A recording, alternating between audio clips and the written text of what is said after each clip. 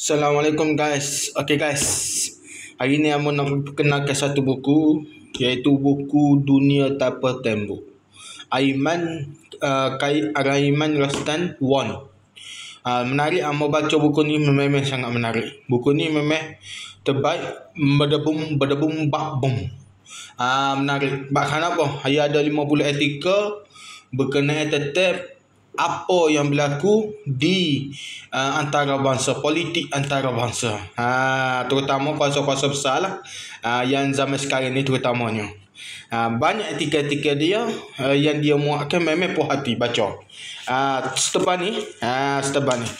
Jadi kalau nak buku ni, lagu mana nak dapatkan buku ni? Boleh beli di Bekku ni yang bos dia ke di bawah ni. Boleh beli di situ.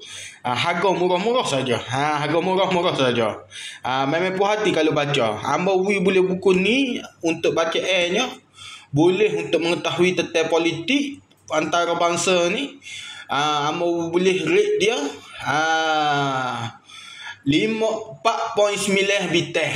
4.9 daripada 5%. Daripada 5%, 4.9. Puas hati lah bacanya. Bacanya puas hati buku ni. Sebab memang puas hati dengan harga dia. Patut artikel yang dimuatkan memang puas hati. Banyak benda yang mau dapat tahu, dapat mengetahui serba sedikit. Walaupun tak banyak, tapi boleh tahu serba sedikit lah. Itu sahaja.